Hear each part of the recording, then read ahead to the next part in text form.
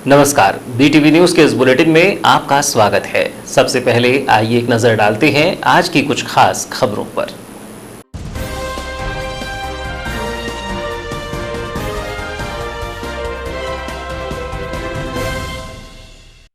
गृह मंत्रालय के आदेश पर दिखाई दिया भ्रम। सोशल मीडिया में आए आदेश से नगर में खुली दुकानें, बाजार में पुनः दिखाई दी चहल पहल। जानकारी लगने पर प्रशासन ने बंद कराई दुकानें।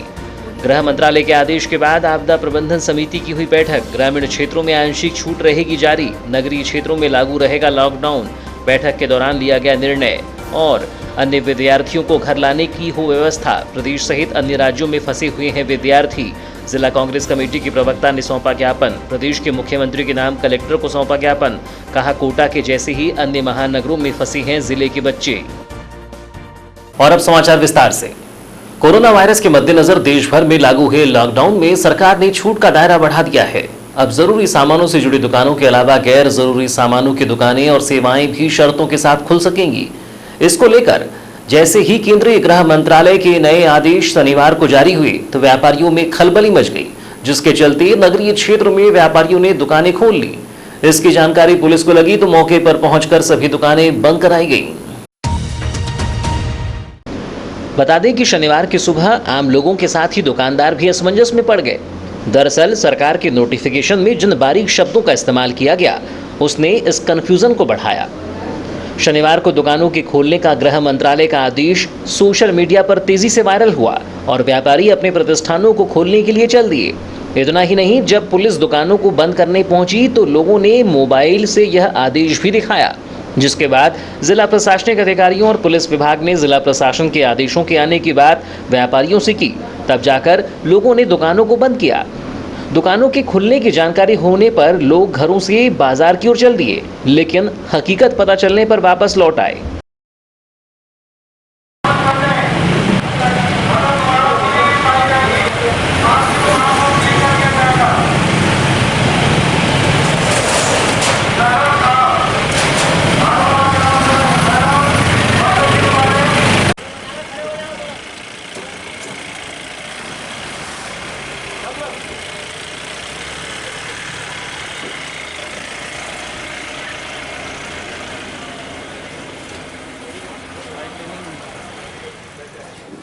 25 मार्च को लॉकडाउन लगाया गया था, जबकि दूसरे फेज में इसे 3 मई तक बढ़ाया गया है।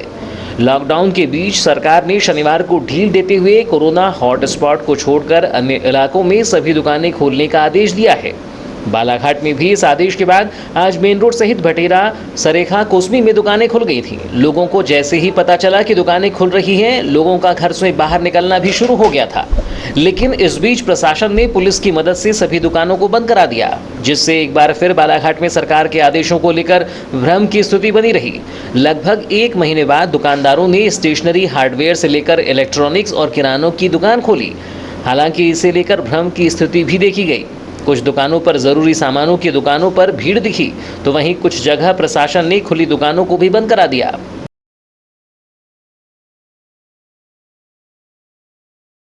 जैसे कि अभी 20 तारीख के बाद से कुछ जैसे एग्रीकल्चर और निर्माण कार्य की जो दुकानें हैं उनको सामान्य आपूर्ति के लिए एक छूट मिली थी, जो कि इनको ग्रामीण में सप्लाई करना है।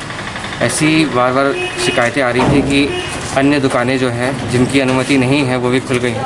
तो इसी परिप्रेक्ष्य में आज रेवेन्यू और पुलिस की टीम ने मेन गुजरी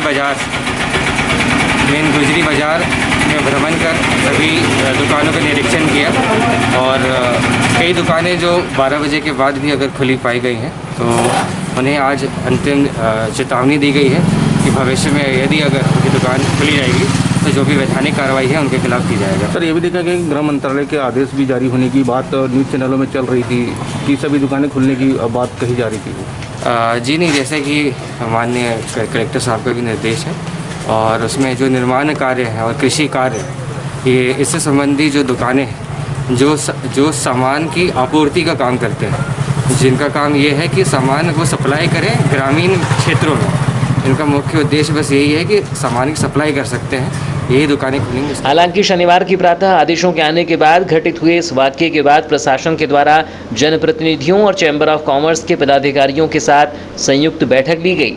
इस बैठक में शहरी क्षेत्रों में दुकानें नहीं खोलने का निर्णय लिया गया। साथ ही ग्रामीण क्षेत्रों में सभी प्रकार के कामकाज और दुकानें खुली रहेंगी, ऐसा निर्णय लेकर आदेश जारी किया गया है। कोरोना वायरस कोविड-19 के संक्रमण को रोकने के लिए बनाई गई आपदा प्रबंधन समिति की बैठक का 25 अप्रैल को कलेक्ट्रेट सभाकक्ष में आयोजन किया गया था। बैठक में कोरोना संक्रमण से बचाव के लिए जिले में किए जा रहे कार्यों और लॉकडाउन के दौरान दुकानों को खोलने के संबंध में चर्चा की गई।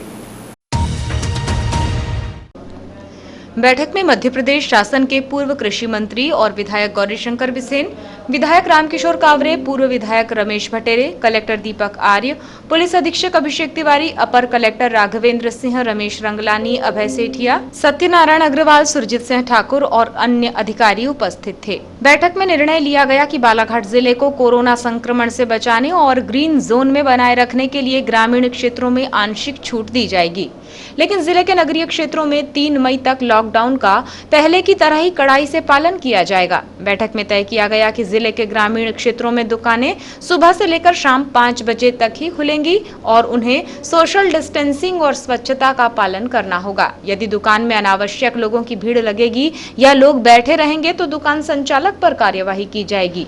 ग्रामीण क्षेत्रों में शासकीय, अशासकीय और निजी कार्यों को लॉकडाउन से मुक्त करने का निर्णय लिया गया है। बैठक में बताया गया कि जिले के ग्रामीण क्षेत्रों में मनरेगा के अंतर्गत जल संरक्षण के कार्यों के अंतर्गत तालाब निर्माण, खेत तालाब, परकोलेशन टैंक, मेड़बंधान, कंटूर ट्रेंच, तालाब और नहरों की गाद और सिल्ट निकालने, नहरों के समतलीकरण के कार्य प्रारंभ कर दिए गए हैं। जिले में बाहर से आए जिन मजदूरों के पास जॉब कार्ड नहीं है, उनके नए जॉब कार्ड बनाने का काम भी किया जा रहा है। ग्रामीण क्षेत्रों में संचालित लघु उद्योग जैसे सीमेंट पाइप निर्माण, स्टोन क्रेशर, ईंट भट्टा, लाख आधारित उद्योग, खनिज आधारित उद्योग, कारपेंटर आदि के कार्य को भी सोशल डिस्टेंसिंग का पालन करते हुए प्रारंभ करने की अनुमति प्रदान कर दी गई है। विधायक बिसेन ने कहा कि ये सौभाग्य की बात है कि बालाघाट जिले में अब तक एक भी कोरोना पॉजिटिव मरीज नहीं मिला है और आने वाले समय में भी कोई मरीज ना मिले, हमारा जिला इस संक्रमण से मुक्त रहे, इसके लिए जिले के नगरीय क्षेत्रों के व्यापारियों और नागरिकों को धैर्य और संयम से काम लेते हुए 3 मई तक लॉकडाउन का पालन करना होगा। इसमें हम सभी की भलाई और स्वास्थ्य सुरक्षा निहित है। जैसे अब तक लॉकडाउन का पालन किया गया है, वैसे ही 3 मई तक जिले को ग्रीन जोन में बनाए रखने के लिए जिले की जनता अपना योगदान दे। सर, आज जैसे बैठक हुई थी स्टैंडिंग कमेटी, क्या निर्णय लिया गया है आगामी समय के लिए? एक तो ग्रामीण क्षेत्र में सभी दुकानें, चाहे वो निजी क्षेत्र की हों, चाहे कॉर्पोरेट सेक्टर की हों, इन सभी दुकानों को, सभी तरह की औषधि की दुकान, किराने की दुकान, हार्डवेयर की दुकान और अन्य दुकानें, कपड़े की दुकान, सभी को प्रातः से लेकर के शाम के 5 बजे तक चालू रखने की छूट प्रदान की जाने का निर्णय लिया। हम पुनः उनसे अपील करते हैं कि जिस तरह से आपने अभी तक हमें सहयोग दिया, 3 तारीख तक भी सहयोग प्रदान कर कोरोना हमारे जिले में पॉजिटिव का एक भी मरीज न मिले, इसमें आप पूरा सहयोग प्रदान करें। इन सारे बिंदुओं के ऊपर बातचीत हुआ है और इसी के साथ साथ अन्य हमारी प्रशासनिक व्यवस्था, जैसे कि ये शिकायतें आई कुछ जगह पे कच्ची दारू बिक रही है, तो जिला पुलिस प्रशासन से कहा गया कि सख्ती करें और कहीं पर भी इस तरह की शिकायतें आती है तो कठोर से कठोर कार्रवाई करें। ग्रामीण क्षेत्र में सभी तरह के निर्माण कार्य, निजी जैसे प्रधानमंत्री आवास है, खुद के मकान हैं, विभागीय वर्क्स हैं, सभी को चालू कर दिया गया है और उसमें जहाँ कोई तकलीफ आएगी या कोई व्यवधान होगा तो उसको भी पूरा जवाबदारी से उसको ठीक किया जाएगा। कहीं पर भी परिवहन के समय में, जैसे कि धान की पिसाई के बाद में छिलका निकलता है, उससे ईंट बनती है, अब उसका परिवहन होना ही है, तो ईंट नहीं बनेगी तो निर्माण कार्य जो भवन कैसे बनेंगे, इन सब में पूरी ढिलाई दी गई, छूट प्रदान की गई है। जहाँ तक पुलिस विभाग द्वारा पूछताछ है तो पूछताछ इसलिए की जाती है किसी वाहन के ऊपर कोई बाहर का व्यक्ति बैठ कर न जाए और पूर्ण रूप से चौकसी उन्हीं लोगों के लिए सिर्फ पूछ परख करके इस बात को देखा जाता है कि कहीं दूसरा ऐसा व्यक्ति जो संक्रमित हो वो उस क्षेत्र में प्रवेश न करने पाए। बाइट बैठक को लेकर कलेक्टर दीपक आर्य ने बताया कि गृह मंत्रालय के द्वारा एक पत्र जारी किया गया था, जिसके संदर्भ में आज आपदा प्रबंधन समिति की बैठक आयोजित की गई थी, जिसमें यह तय किया गया कि ग्रामीण क्षेत्रों में आंशिक छूट जारी रहेगी, जबकि नगरीय क्षेत्रों में लॉकडाउन लागू रहेगा। उन्होंने बताया कि शनिवार को नगरीय क्षेत्र में कुछ दुकानों के खुलने का मामला सामने आया था, जिसके बाद तहसीलदार और पुलिस विभाग के अमले को भेजा गया, जहां दुकानों को बंद कराया गया। कलेक्टर दीपक आर्य ने जिलेवासियों और व्यापारियों से अपील करते हुए कहा कि आगामी आदेश तक व्यापारी दुकानें न खोलें और लॉकडाउन के नियमों का संपूर्णतः पालन करें। जिला क्राइसिस मैनेजमेंट कमेटी की बैठक आज रखी गई थी। संदर्भ में ये चीज़ें थी, कुछ एक पत्र MHA का आया था, उसमें दुकानों को जो स्टैंड अलोन दुकानें हैं जो कि कॉम्प्लेक्स में नहीं हैं, उनमें छूट देने का बात किया गया था। लेकिन जिला बालाघाट में सभी समिति के सभी सदस्यों के से ने यह निर्णय लिया है कि ये चीज़ें यथावत चलती रहेंगी। ग्रामीण क्षेत्रों में समय बढ़ाया गया है दुकानों का, शहरी क्षेत्र में कोई परिवर्तन नहीं है। जिस प्रकार से होम डिलीवरी चल रही थी उसी प्रकार से होम डिलीवरी चलती रहेगी।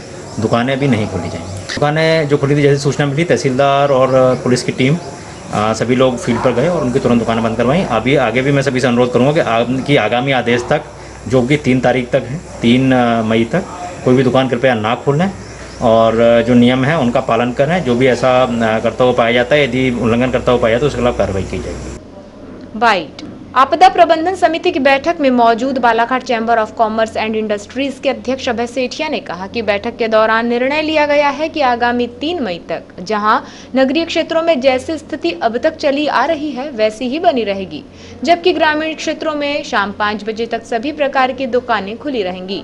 उन्होंने बताया कि टीवी सहित अन्य माध्यमों से आज कुछ सूचनाएं प्राप्त हुई थी, लेकिन जिला कलेक्टर को यह निर्देश दिया गया है कि वो अपने क्षेत्रों में निर्णय लेंगे। जिला प्रशासन और जनप्रतिनिधि की आज बैठक हुई, जिसमें व्यापारी बंधुओं की ओर से, बालाघाट चैम्बर ऑफ कॉमर्स की ओर से मैं भी उसमें था।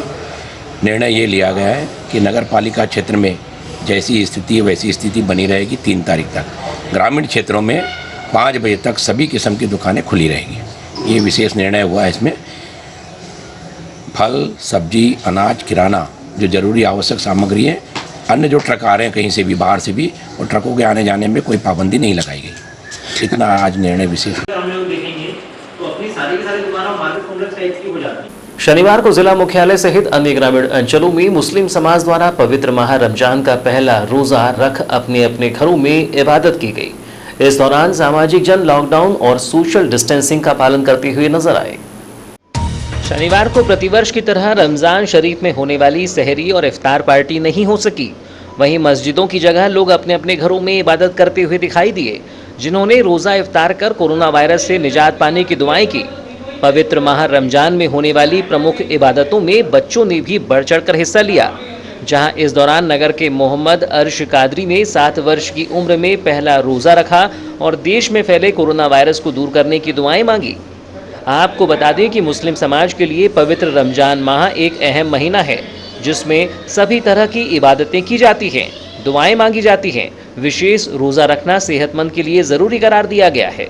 इसके साथ ही रात्रि में पढ़ी जाने वाली विशेष नमाज तरावीह के साथ ही कुरान की तिलावत एवं सभी तरह की नेकी के काम भी जारी रहते हैं। देखा जाए तो देश में सभी धर्म जिस तरह से सरकारी फरमान पर अमल कर रहे हैं, उसमें मुस्लिम समाज भी शामिल है। कोरोना संक्रमण से निपटने इस लड़ाई में मुस्लिम धर्मावलंबी भी मस्जिदों में जाकर इबादत करने की बजाय घरों में ही नमाज पढ़ रहे हैं। यहाँ तक कि शुक्रवार की विशेष नमाज में भी शासन के निर्देशों का पालन किया जा रहा है। वहीं मुस्लिम धर्म गुरुओं एवं काजी उलमाओं की अपील पर अब पवित्र रमज़ान माह में भी इस तरह इबादत किए जाने को सभी से कहा गया है, जिसमें रोज़ा रखने तथा बाकी वक्तों में अजान होने पर घरों में ही नमाज पढ़ने तथा सहरी और इफ्तार में भी दूरी बनाए रखते हुए एहतियात बरतने की अपील की गई है। शनिवार को जिला कांग्रेस कमेटी के प्रवक्ता विशाल बिसेन और कांग्रेस सेवा दल के अध्यक्ष सौरभ लिल्हारी ने प्रदेश के मुख्यमंत्री के नाम ज्ञापन सौंपते हुए प्रदेश सहित अन्य क्षेत्रों में अध्ययन करने गए छात्र छात्राओं को उनके घर सकुशल पहुंचाने अथवा उनके अभिभावकों को व्यवस्था बनाने की अनुमति दिए जाने की मांग की। ज्ञापन के विषय में जानकारी देते हुए जिला कांग्रेस कमेटी के प्रवक्ता विशाल बिसेन ने बताया कि वर्तमान में वैश्विक महामारी कोरोना संक्रमण से हमारा देश जूझ रहा है, जिसके चलते प्रदेश में 3 मई तक लॉकडाउन है और भविष्य में इसके और आगे बढ़ाए जाने की संभावनाएं भी हैं। लॉकडाउन की वजह से बालाघाट जिले के हजारों छात्र छात्राएं जो कि भोपाल, इंदौर, नागपुर, रायपुर, भिलाई, जबलपुर और अन्य महानगरों में अध्ययनरत थे, विपरीत और प्रतिकूल परिस्थितियों में फंसे हुए हैं और अपने आप को असुरक्षित महसूस कर रहे हैं, जिस कारण से जिले में उनके अभिभावकों में चिंता और व्याकुलता व्याप्त है। उल्लेखनीय है कि अध्ययनरत बच्चों के जीवन यापन के साधन संसाधन सीमित होते हैं और गृह जिला अलग होने की वजह से उन्हें शासन की व्यवस्थाओं का लाभ भी नहीं मिल पाता है। ऐसी प्रतिकूल परिस्थिति में बच्चों को अपनी व्यवस्था बनाना मुश्किल प्रतीत हो रहा है। उन्होंने प्रदेश के मुखिया और जिला कलेक्टर से विषय की गंभीरता को समझते हुए अनुरोध किया है कि जिस तरह से कोटा राजस्थान में अध्ययन कर रहे मध्य प्रदेश के छात्र छात्राओं को वापस लाने की व्यवस्था की गई थी, उसी तरह बालाघाट जिले के अन्य महानगरों में अध्ययनरत छात्र छात्राओं को उनके घरों तक सुरक्षित पहुँचाने की व्यवस्था की जाए या बालाघाट जिले से संबंधित छात्र छात्राओं के अभिभावकों को अपने बच्चों को लाने की व्यवस्था बनाने की अनुमति प्रदान करने के निर्देश भी जारी किए जाएं। आज जो है मैं विशाल मिशन प्रवक्ता जिला कांग्रेस कमेटी, मेरे साथ में हमारे जिला कांग्रेस सेवा दल के अध्यक्ष सौरभ बिहारी जी माननीय कलेक्टर महोदय से मिलने आए थे। मिलने का आशा यह था कि हमें माननीय मुख्यमंत्री जो शिवराज सिंह चौहान जी उनके नाम उनको संबोधित एक पत्र सौंपना था और पत्र का आशा ये था कि जिस तरीके से अभी विगत दिवस हमारे द्वारा जिला कांग्रेस कमेटी द्वारा मांग की गई थी कि भाई हमारे बालाघाट शहर के जो बच्चे इंदौर, भोपाल, जबलपुर, रायपुर, नागपुर, भिलाई आसपास के शहरों में और अन्य महानगरों में उनको भी कोटा की तर्ज पर वापस लाने की व्यवस्था की जाए, परंतु पिछले 2 दिन से प्रशासन के द्वारा इस पर कोई निर्णय नहीं लिया गया था।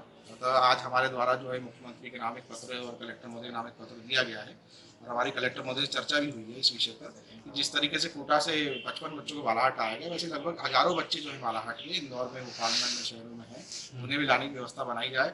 या तो प्रशासन स्वयं व्यवस्था बनाए उनको लाने की, और नहीं बना सकता तो उनके अभिभावकों को जो है उनको अपने बच्चों को घर वापस लाने की परमिशन दी जाए। वहीं इस विषय पर जिला कांग्रेस सेवा दल अध्यक्ष सौरभ बिहारी ने कहा कि प्रदेश सरकार को दूजा भाव नहीं रखना चाहिए। जिले के सभी बच्चे जो कि अन्य जिलों में पढ़ाई करने के कारण बाहर होने से वर्तमान परिस्थितियों में फंसे हुए हैं, सभी की घर वापसी की व्यवस्था की जानी चाहिए।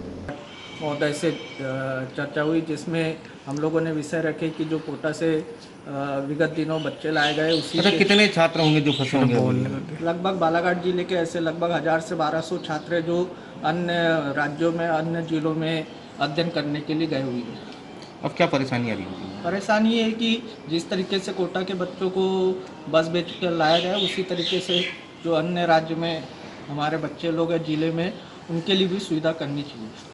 बालाघाट जिले से कोसमी से पूर्व जनपद सदस्य रही रविकांता मेश्राम ने आज भारतीय बौद्ध महासभा के पदाधिकारियों के साथ मिलकर करीब 200 जरूरतमंद परिवारों को किराना सामग्री के पैकेट का वितरण किया, जिसमें तेल, शक्कर, दाल, नमक, मिर्च, सोया बड़ी, हल्दी पाउडर सहित बिस्किट के पैकेट शामिल थे। उन्होंने इस राहत कार्य की शुरुआत कोसमी क्षेत्र के वार्ड नंबर 10 बंदरझिरिया से की और करीब 500 परिवारों को यह सामग्री प्रदान करने का लक्ष्य रखा है।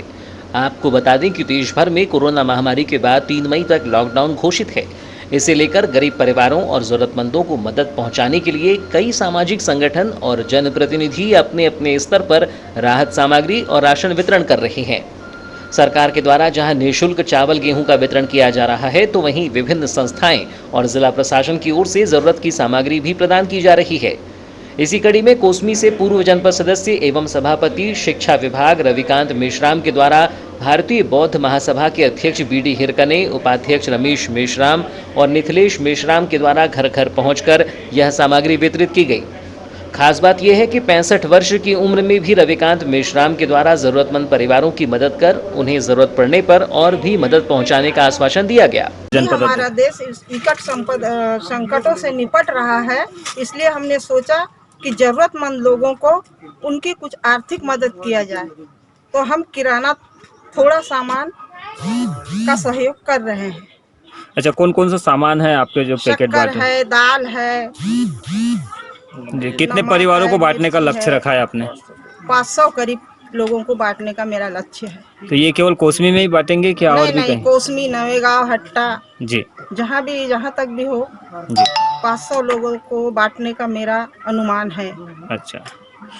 चिटफंड कंपनियों द्वारा लोगों को लोक लुभावन योजनाओं के बारे में बताकर लोगों से इसमें पैसा जमा करवाकर उनका पैसा लेकर भागने का कृत्य किया जा रहा है, जिसे लेकर प्रशासनिक अधिकारियों के इन पर कार्रवाई करने के सख्त निर्देश हैं और बालाघाट में चिटफंड कंपनियों द्वारा लोगों की जमा राशि हड़प कर चले जाने के बाद जमाकर्ताओं ने चिटफंड कंपनियों के खिलाफ शिकायत कोतवाली में दर्ज कराई थी,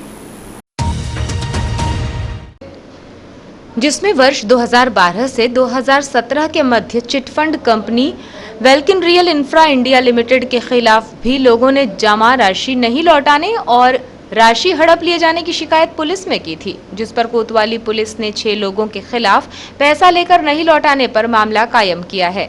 जानकारी के अनुसार welkin real infra India limited के डायरेक्टर भूपेंद्र तुरकर निवासी कटंगी, सुधीर राहंगडाले आमगांव किरनापुर, योगेश लिल्हारे निवासी सारस्वती किरनापुर, देवेंद्र गौतम निवासी पीपरझरी, तोपलाल बिसेन निवासी पीपरझरी और डुमरूलाल खारा निवासी द्वारा निक्षेपकों का संरक्षण अधिनियम की धारा 6 और prize chits and money circulation scheme banning act 1978 की धारा 4, भारतीय दंड विधान की धारा 420 के तहत कोतवाली पुलिस ने मामला कायम किया है, जिसमें इन लोगों ने पैसा जमा कराकर पैसा नहीं लौटाया, जिसके बाद पीड़ित द्वारा कोतवाली में शिकायत दर्ज कराई गई, जिस पर पुलिस ने निक्षेपकों का संरक्षण अधिनियम की धारा 6 और price chits and money circulation schemes benign act 1978 की धारा 4, भारतीय दंड विधान की धारा 420 के तहत मामला दर्ज कर जांच में लिया है। मामले की जांच प्रधान आरक्षक रामकिशोर राहंगडाले द्वारा की जा रही है।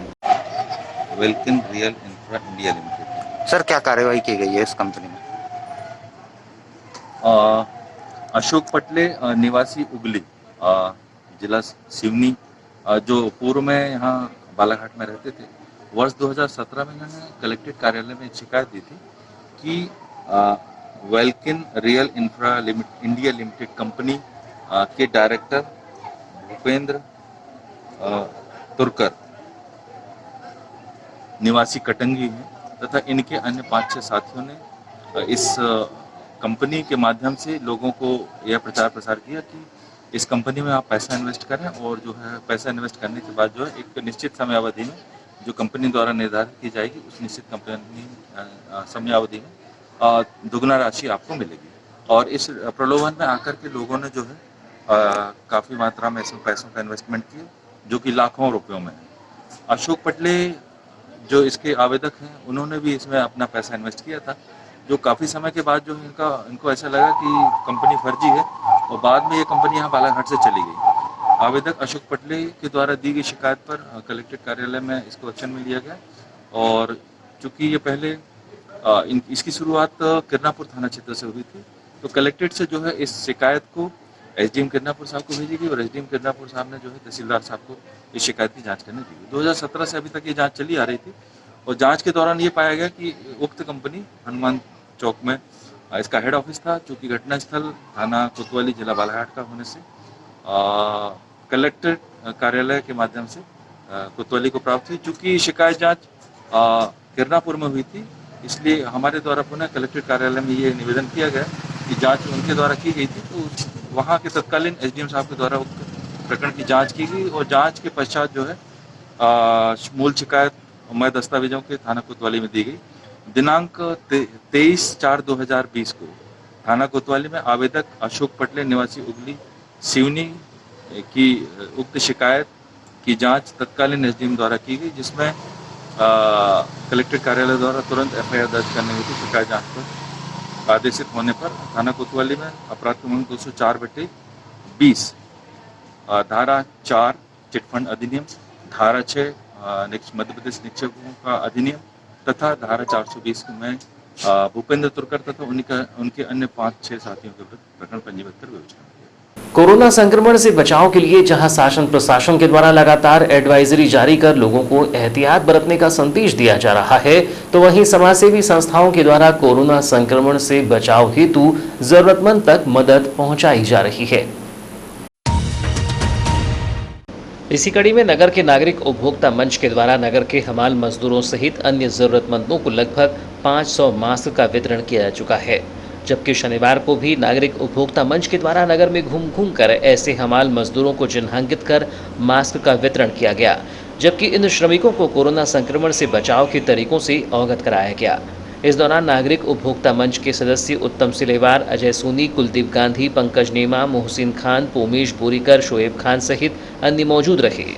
कोविड-19 पूरे विश्व में महामारी की तरह फैला हुआ है, जिसका कोई इलाज नहीं है। इसका केवल इलाज सोशल डिस्टेंसिंग और अपने स्वयं का बचाव ही है। भारत सरकार द्वारा भी कोरोना वायरस को हराने के लिए दिशा निर्देश जारी किए गए हैं, जिसका हमें कड़ाई से पालन भी करना है। इसी दिशा निर्देश को लोगों ने अपने अंदाज में संदेश दे रहे हैं कि घर पर रहें, सुरक्षित रहें, तो ही कोरोना की कड़ी को तोड़ा जा सकता है। वार्ड नंबर 24 बालाघाट में समाज सेवी अजय सुखदेवे ने अपने प्रांगण में रंगोली बनाकर सोशल डिस्टेंस और कोरोना से बचाव का संदेश दिया है। कोरोना वायरस की जंग परिवार के संग का स्लोगन भी प्रदर्शित किया है। आपको बता दें कि जहां एक ओर सरकार के द्वारा कोरोना से बचाव के लिए दिशा निर्देश जारी किए जा रहे हैं, तो वहीं दूसरी ओर समाजसेवी और जिम्मेदार नागरिक भी सोशल डिस्टेंसिंग का पालन करते हुए कोरोना वायरस को हराने में अपना सहयोग दे रहे हैं, जिससे इस महामारी को पूर्णतः मिटाया जा सके। इसी कड़ी में वार्ड क्रमांक 24 निवासी अजय सुखदेवे ने रंगोली के माध्यम से कोरोना वायरस से बचाव का संदेश दिया है।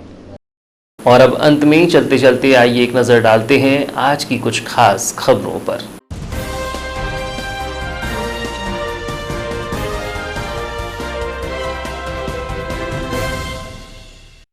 गृह मंत्रालय के आदेश पर दिखाई दिया भ्रम। सोशल मीडिया में आए आदेश से नगर में खुली दुकानें, बाजार में पुनः दिखाई दी चहल पहल। जानकारी लगने पर प्रशासन ने बंद कराई दुकानें। गृह मंत्रालय के आदेश के बाद आपदा प्रबंधन समिति की हुई बैठक। ग्रामीण क्षेत्रों में आंशिक छूट रहेगी जारी, नगरीय क्षेत्रों में लागू रहेगा लॉकडाउन। बैठक के दौरान लिया गया निर्णय। और अन्य विद्यार्थियों को घर लाने की हो व्यवस्था। प्रदेश सहित अन्य राज्यों में फंसे हुए हैं विद्यार्थी। जिला कांग्रेस कमेटी की प्रवक्ता ने सौंपा ज्ञापन। प्रदेश के मुख्यमंत्री के नाम कलेक्टर को सौंपा ज्ञापन। कहा कोटा के जैसे ही अन्य महानगरों में फंसे हैं जिले के बच्चे। तो ये थी अब तक की खबरें। नई खबरों के साथ एक बार फिर हम हाजिर होंगे। तब तक के लिए दीजिए इजाजत। नमस्कार।